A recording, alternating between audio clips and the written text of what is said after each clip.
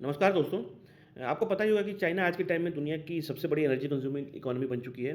Rapid industrialisation, mega cities का development और global manufacturing hub होने के कारण चाइना की एनर्जी की भूख दिन पर दिन बढ़ती ही जा रही है। उसकी इकोनॉमी को चलाने के लिए हर साल ट्रिलियन यूनिट इलेक्ट्रिसिटी चाहिए होती है, चाहे वो कोल से आए, हाइड्रो पावर से आए, न्यूक्लियर से आए या रिन्यूएबल एनर्जी से आए। तो इसी कॉन्टेक्स्ट में चाइना ने रिसेंटली ब्रह्मपुत्र रिवर के ऊपर जो है एक नया डैम कंस्ट्रक्शन का काम चालू किया है।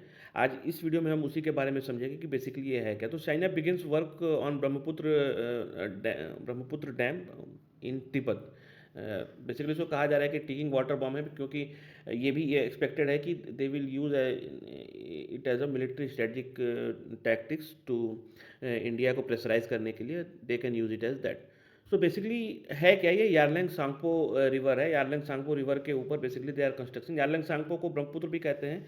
अपर पार्ट ऑफ चाइना में दे आर कॉल्ड एज यारलैंग शेंगपो, और इंडिया में आसाम तक आते आते इस नदी का नाम चेंज होकर ब्रह्मपुत्र रिवर हो जाता है। तो बेसिकली ये तिब्बत ऑटोनॉमस रीजन के थ्रू बहती है नियर इंडो चाइना बॉर्डर पे, जहाँ पे कंस्ट्रक्शन हो रहा है।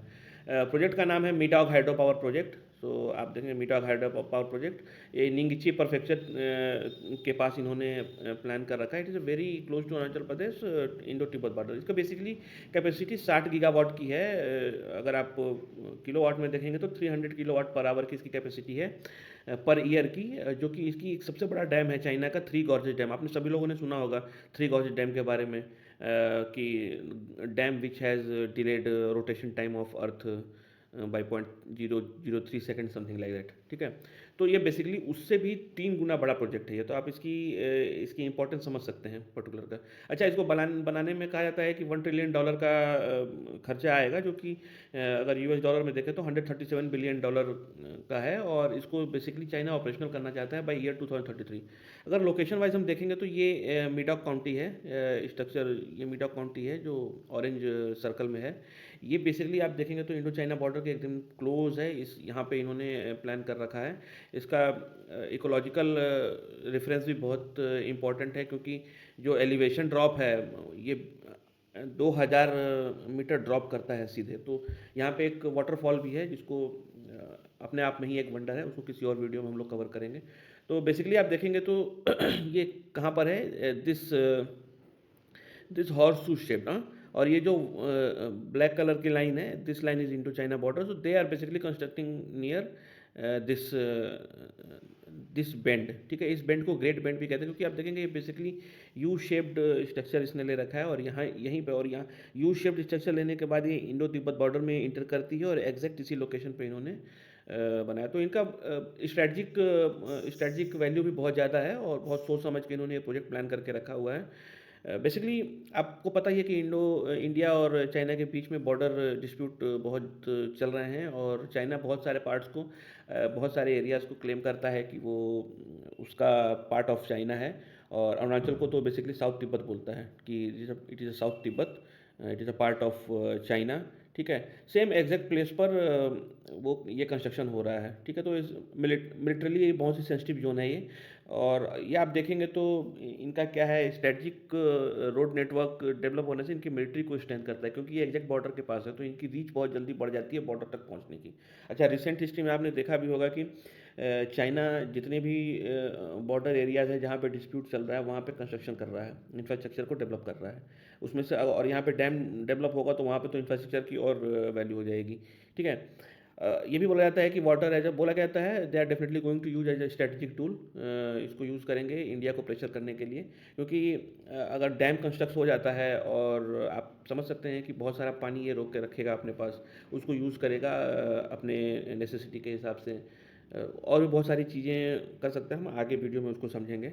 अच्छा, इसमें प्रॉब्लम क्या है इंडिया के लिए कि यहाँ पे टेरेन जो है बहुत ज़्यादा स्टीप है, मतलब ऊंचा नीचा है, और आप जो है अप स्ट्रीम रीजन को ट्रैक नहीं कर सकते। तो इंडिया के लिए हार्ड हो जाता है या कि डैम का कंस्ट्रक्शन कितना हुआ है या वाटर का डाइवर्जन कैसे कर रहे हैं, इन सब चीज़ों को ट्रैक करना। और बेसिकली चाइना ने जो है डैम के क्या डैम डैम का जो लेआउट है वो भी शेयर नहीं किया है चाइना ने, और वो करेगा भी नहीं। ठीक है, तो इंडिया के लिए एक चैलेंज है कि आप सर्वेल करना बहुत ही डिफ़िकल्ट हो जाएगा। ठीक है, नेक्स्ट अगर हम देखेंगे तो अब जैसे हम बोल रहे थे कि बेसिकली कर क्या सकता है ये, तो ब्रह्मपुत्र जो है, अगर आप अरुणाचल प्रदेश और आसाम को लेंगे तो 30% ऑफ जो पॉपुलेशन है इस एरिया की, वो अपने फ्रेश वाटर नीड के लिए ब्रह्मपुत्र रिवर पे, फ्रेश वाटर नीड्स के लिए ब्रह्मपुत्र रिवर पे डिपेंड करती है। तो उसमें बहुत सारी चीज़ें आ जाती हैं, जैसे कि फ्रेश वाटर, पीने का पानी हो गया, फिशरीज़ हो गया, एग्रीकल्चर हो गया, इन सब चीज़ों के लिए ये पानी का यूज़ करता है। और 30% पॉपुलेशन इसके ऊपर डिपेंड करती है, आसाम की और अरुणाचल की। और अगर सपोज़ ये यहाँ पे डैम कंस्ट्रक्ट सपोज़ का डैम कंस्ट्रक्शन तो चालू हो ही गया, तो बेसिकली क्या हो सकता है कि China can store massive amount of water in summer, ठीक है। जब पानी की स्कैरसिटी होती है समर के टाइम पे, वो वाटर को स्टोर करके रख सकता है, रोक सकता है। तो नीचे के एरियाज़ में वाटर की स्कैरसिटी हो जाएगी। अगर वाटर नहीं मिलेगा तो ये 30% पॉपुलेशन डायरेक्टली अफेक्ट होगी अपने लाइवलीहुड के लिए, ठीक है। अच्छा, ठंड के टाइम पे वो वाटर को अगर रिलीज़ कर दे, सपोज़ वाटर का पानी पानी बढ़ गया या कुछ प्रेशर बनाना है इंडिया के ऊपर, they can suddenly release water, तो flash flood, they can create flash flood during monsoon season. और ड्राई सीजन में वाटर स्कैरसिटी को क्रिएट कर सकते हैं। तो ये सब artificial scarcity they can create. उसी तरह से फार्मिंग साइकिल और फिशरी आसाम में और अरुणाचल प्रदेश में, they can definitely affect this particular area, okay. अच्छा, इकोलॉजिकल इकोलॉजिकल इम्पैक्ट भी बहुत ज़्यादा है, क्योंकि हिमाचल जो है साइस्मिक जोन है। साइस्मिक जोन का मतलब ये है कि यहाँ पे दो प्लेट्स जो है आके मिल रही हैं अपर लेयर, जिसकी वजह से हिमालयाज़ का फॉर्मेशन। तो हिमालयाज़ बेसिकली न्यू माउंटेन्स कहा जाता है। तो ये पहाड़ आज भी अपनी हाइट में इंक्रीज़ कर रहे हैं, ठीक है। जो हिमालयन रीजन के पहाड़ हैं, ये आज भी अपनी हाइट में इंक्रीज़ कर रहे हैं। तो उसकी वजह से क्या होता है, यहाँ पे रेगुलर भूकंप आते रहते हैं, साइस्मिक एक्टिविटीज़ होती रहती हैं। और जब डैम क्रिएट कर देते हो, थ्री गॉर्जेस डैम से भी बड़ा डैम है ये, 3 गुना बड़ा डैम रहेगा। तो अगर आप इतना बड़ा स्ट्रक्चर क्रिएट करेंगे, तो आप जो है वहाँ के जो इकोलॉजिकल डिग्रेडेशन के लिए रिस्पॉन्सिबल होंगे। दूसरा से आप ब्रह्मपुत्र जो हाईली सेडिमेंट रिच रिवर है। सेडिमेंट मतलब इसके अंदर जो है मिट्टी ऊपर के एरिया से बहुत सारी बह के आती है, और ये अपने प्लेन एरियाज़ में, जहाँ पर इसकी स्पीड थोड़ी सी स्लो नहीं होती, लेकिन फिर भी थोड़ी स्लो होती है, वहाँ पे ये जो है इस मिट्टी को बिछाती है, जो कि न्यूट्रिएंट रिच होती है और एग्रीकल्चर में बहुत हेल्प करती है। अगर आप डैम बना देंगे तो now you are going to do a sediment trapping, और उसकी वजह से जो फर्टाइल सॉइल का निर्माण होता है अरुणाचल और आसाम में, वो इम्पैक्ट होगा। उसी तरह से धेमजी, डिब्रूगढ़, लखीमपुर जैसे एरिया, जहाँ पे ब्रह्मपुत्र का पानी एज ए सीजनल रिदम के हिसाब से यूज होता है, वहाँ पे भी एग्रीकल्चर इम्पैक्ट होंगे। और बांग्लादेश तो अफेक्ट होगा ही होगा, क्योंकि वो भी डाउन स्ट्रीम में आता है, और बांग्लादेश के बहुत सारे बिजनेसेस और बहुत सारी पॉपुलेशन भी इस नदी के ऊपर डिपेंड है, ठीक है।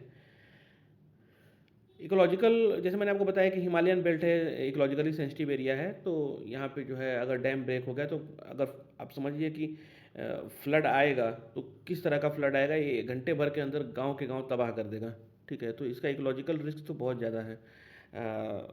इन्वायरमेंटल डैमेज बेसिन के अंदर अगर यहाँ पे आप देखेंगे, तो बहुत सारे ऐसे फ्लोरा और फोना है जो सिर्फ ब्रह्मपुत्र रीजन में ही मिलते हैं। जैसे गैंगेटिक डॉल्फिन है, गंगा नदी में मिलती है, आजकल तो बहुत कम हो गई, साइटिंग बहुत कम हो गई। आप देखेंगे तो इधर यूपी बिहार साइड में सूंस बोलते हैं, सूंस, ठीक ना।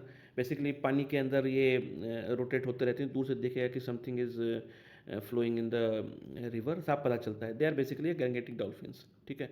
तो ये ब्रह्मपुत्र रिवर में मिलती है। बहुत सारे माइग्रेटरी बर्ड्स हैं, इंडेंजर्ड फिश हैं, जो कि ब्रह्मपुत्र में ही मिलती हैं और किसी नदी में नहीं मिलेंगी। तो ये सब इम्पैक्ट होंगे इसकी वजह से। अच्छा, वाटर डाइवर्जन और सेडिमेंट ब्लॉकिंग का मैंने आपको बताया कि किस तरह से वहाँ के फर्टाइल लैंड को इम्पैक्ट करेगा। अच्छा, वहाँ पे एक मजुली आइलैंड भी है, जो कि कहा जाता है कि वर्ल्ड का सबसे बड़ा जो है रिवर आइलैंड है। अब आप अंदाज़ा लगा सकते हैं कि रिवर कितनी मैसिव है। ये रिवर इतनी मैसिव है कि बीच में इसमें आइलैंड भी फॉर्म हो रखा है, ठीक ना।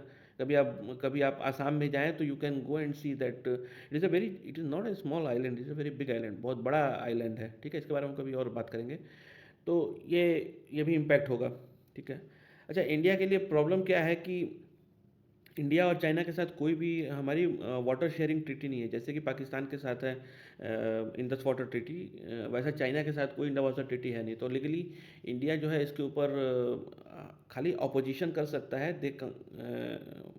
ठीक ना, खाली ऑपोजिशन कर सकता है कि how it is going to impact, but हम रोक नहीं सकते इंडिया को, या वर्ल्ड कम्युनिटी रोक नहीं सकती, क्योंकि ऐसी कोई ट्रीटी एग्जिस्ट नहीं करती है।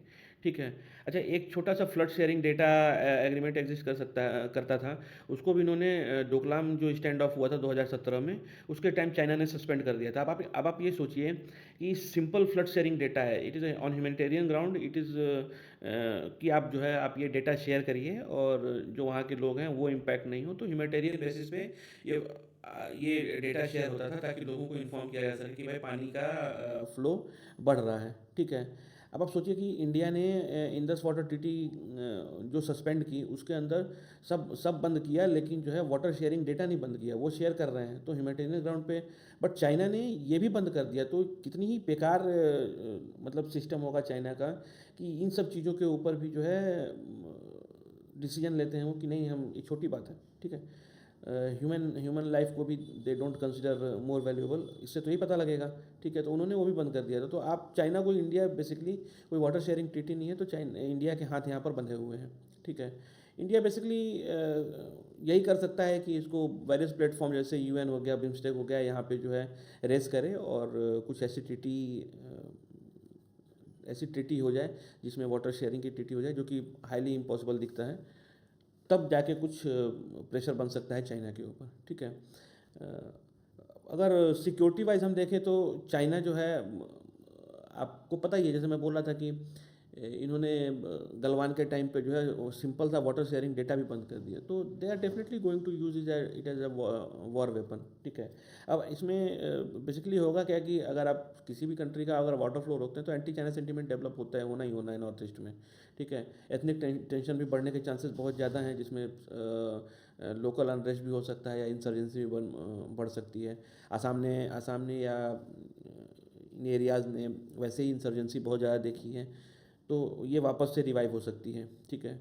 पॉलिटिकल प्रेशर आपको पता ही है कि they will definitely going to use it as a weapon. और इंडिया के ऊपर जो है स्टेट गवर्नमेंट का प्रेशर जरूर जाएगा कि भाई आप फ्लड कंट्रोल के लिए मेजर्स लीजिए, आप हाइड्रो पावर प्रोजेक्ट्स बनाइए, अर्ली वार्निंग सिस्टम में इन्वेस्ट करिए, ताकि हम अपने नागरिकों को ये बता सकें कि वाटर फ्लो किस तरह से है और वो अपनी सुरक्षा कैसे करें। ठीक है। अपोजिशन पार्टी भी इसको as a political tool use कर सकती हैं, definitely they are going to use it as a political. So India basically कर क्या सकता है, तो इंडिया बेसिकली यही कर सकता है कि जो रीजन इंडिया के अंदर फॉल करते हैं इस रिवर के, वहाँ पे ही अपने हाइड्रो पावर प्रोजेक्ट्स को कंट्रोल करें। तो अपर सियांग हाइड्रो पावर प्रोजेक्ट्स में बेसिकली जो है इन्वेस्ट कर सकते हैं, वहाँ पे कंस्ट्रक्शन तेज कर सकते हैं। अच्छा, सियांग क्या है? यारलैंग ब्रह्मपुत्र रिवर, देखिए यहाँ पे ये यारलैंग शार्को कही जा रही है। ठीक है। ये इंडिया के अंदर इंटर की अपर तिब्बत रीजन में इसको शियांग कहा जा रहा है, और उसके बाद ये जो है आसाम तक पहुँचते पहुँचते ब्रह्मपुत्र नदी बन जा रही है। ठीक है।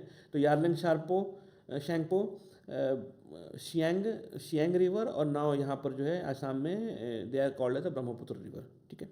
तो इंडिया यहाँ पे जो हाइड्रो पावर प्रोजेक्ट्स के कंस्ट्रक्शन को इंक्रीज कर सकता है, वाटर मॉनिटरिंग कर सकता है इसरो सैटेलाइट यूज़ करके या यूएवी यूज़ करके, एआई डेटा से भी ट्रैक कर सकता है कि वाटर का फ्लो पैटर्न क्या है, ताकि ये पता लगाया सकता, प्रिडिक्शन किया जा सकता है कि पानी छोड़ा जाएगा कि नहीं छोड़ा जाएगा, या क्या चांसेस हैं कि पानी सडन से रिलीज़ हो सकती है। ठीक है। डिप्लोमेटिकली पुश करना पड़ेगा अपने वर्ल्ड प्लेटफॉर्म पे एक फॉर्मल ट्रीटी डेवलप करने के लिए, ताकि वाटर शेयरिंग हो सके, एक वाटर शेयरिंग फ्रेमवर्क डेवलप हो सके इंडिया चाइना के बीच में, ताकि जो लोअर रीजन में डाउन स्ट्रीम में जो लोग हैं, या जो पब्लिक है, या जो नागरिक हैं, वो इम्पैक्ट ना हो। ठीक है। रीजनल कोऑर्डिनेशन बढ़ाना पड़ेगा बांग्लादेश के साथ, ताकि जो है प्रेशर लगाया जा सके चाइना के ऊपर, राइट। और क्लाइमेट डिजास्टर्स में आप वाटर मतलब अर्ली वार्निंग सिस्टम में और फ्लड इम्बैकमेंट बनाना होगा आपको, और वार्निंग सिस्टम में इन्वेस्ट करना होगा। तो बेसिकली चाइना यही कर सकता है, इंडिया यही कर सकता है, और they should invest in this project. It is strategically बहुत इंपॉर्टेंट है इंडिया के लिए। तो दोस्तों, ये वीडियो आपको कैसा लगा? अगर आपको कुछ इन्फॉर्मेशन मिली हो तो प्लीज़ लाइक एंड सब्सक्राइब। मैं कोशिश करूँगा कि और भी बेहतर वीडियोस आपके लिए लाऊं, बेहतर और इन्फॉर्मेटिव वीडियो, ताकि आपका कुछ ज्ञानवर्धक हो। Thank you very much.